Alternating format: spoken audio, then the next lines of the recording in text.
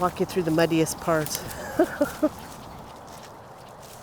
We kind of forget soil is actually a living thing.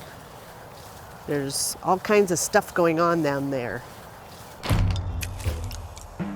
Soils have names. Brookston are your true wetland soils. So you get these really wet pockets, and then the rest of the soils in through here are Crosby. They're wet, but they're not the true wetland clay soils.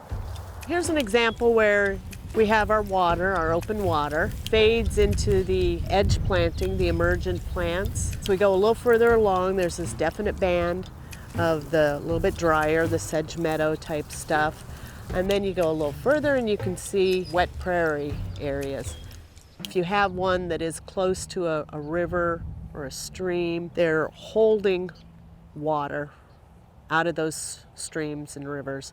Call them nature sponges. They hold an incredible amount of water and then either slowly release it into the streams and rivers or into the groundwater.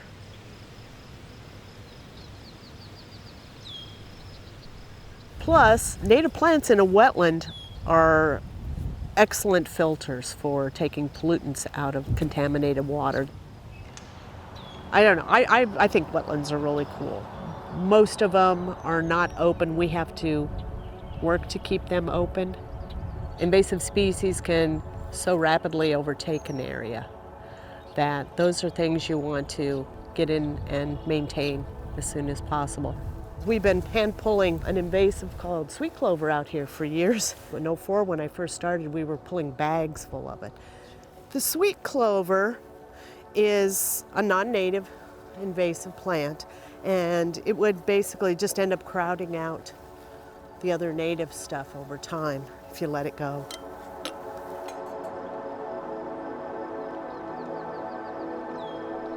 One of our main goals is to maintain or enhance the plant community quality and keeping it diverse and full of native species that are connected to wildlife. So what we're trying to do is get in and look at the invasions that we can make a big difference on in a season. Because we're dealing with plants and phenology, we need to program our actions at the specific times of year to control those plants effectively. I will visit an area and inventory all the plant species that grow there.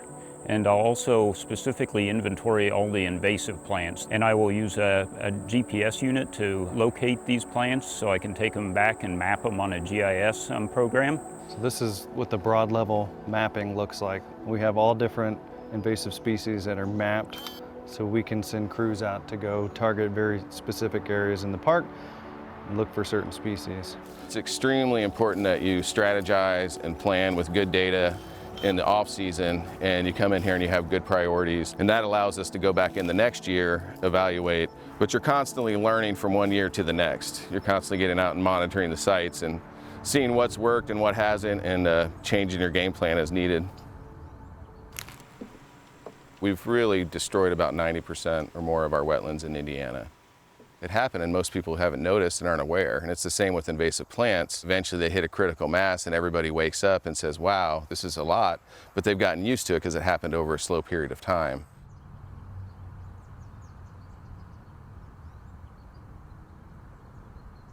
Most of the land that was drained was for agriculture. They basically needed to put tiles in the ground so that the big storm surges flushed off straight into the rivers. So we basically altered the hydrology as an advantage to being able to grow row crops, cash crops. You know, it's like a lot of things with nature, we just took it too far.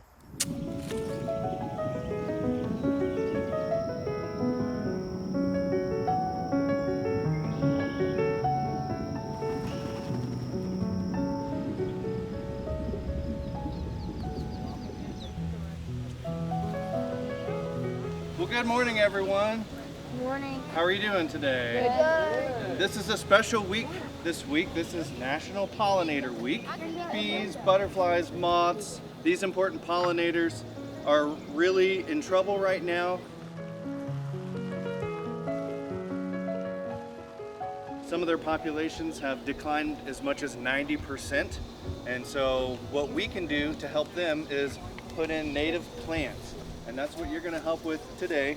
All right, so let's go ahead and get started. Oh, this one's got bugs on the bottom. This is a really beautiful wildflower. It likes wetlands. And then this is a fox sedge. So this is not a wildflower, but it is a sedge. So it looks a little bit like a grass, and it still provides good habitat for beneficial insects.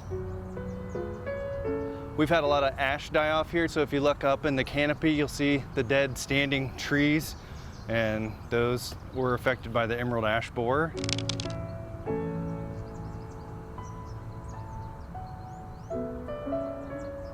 So you can imagine how the increased sunlight as a result of the opening in the canopy might change the forest composition in the understory.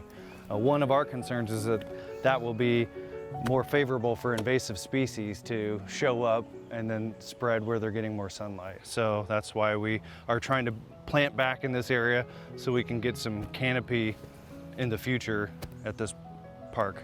It'll take a long time for the trees that we're planting to actually grow to this size, but I'd say within 30 years or so, we'll start to notice more shade just from these trees here. Our blood, sweat, and tears definitely go into this work, so it's a little soul manure here for these trees to thrive.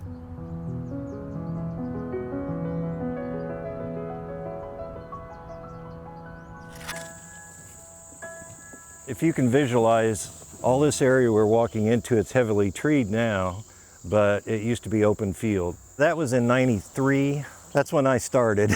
Let's put it that way.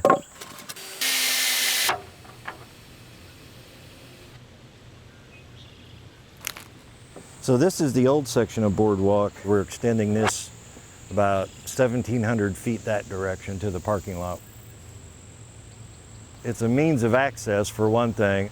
We want folks to have a pleasurable, safe experience. A boardwalk allows that. It's not a big, wide boardwalk. It's only 3 boards wide, but that allows for more of a passive use. And it's not really a running trail. It's not a biking trail or anything like that. It's for people coming along that's got cameras, maybe small children, binoculars. There's long been a trail here, but most of the year it's been too wet to traverse. From about November till June, it's usually underwater. But the water's never very deep, so just elevating this boardwalk a few inches above the surface is going to go a long way to making this a more popular trail.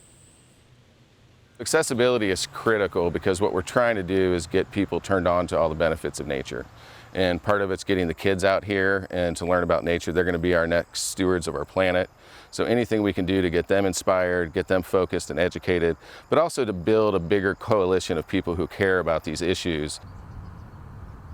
People are kind of yearning for these experiences. You know, we're all stuck in our daily lives, and in many cases that's urban. And once people get out to these places, they really kind of awaken and be like, they feel different. You spend time in a natural area, it lowers your blood pressure, your cortisol levels, improves your memory, your ability to concentrate. Even taking a walk on a tree-lined street helps, but spending like at least half an hour in a natural area like this. Parks, in a huge way, are green infrastructure. They help manage stormwater on site.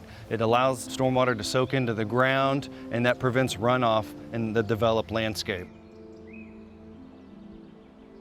When we have healthy ecosystems, that improves the water quality as well. So it limits erosion, it stops sediment from entering our waterways, as well as other pollutants. I usually try to talk to people about what matters to them in their life, and there's a way to connect that to wetlands. Most of us want to leave this place in condition that our children and grandchildren can have a healthy planet. And so I think sometimes talking to people in that way is a better way to connect why wetlands matter to an everyday person. Every person you can train on invasives, what the various invasives look like, how to take care of them. That's one more person spreading the word to they're going home, they're talking to their neighbor, teacher at school, kids' friends. Anytime you can do that, it's a good thing.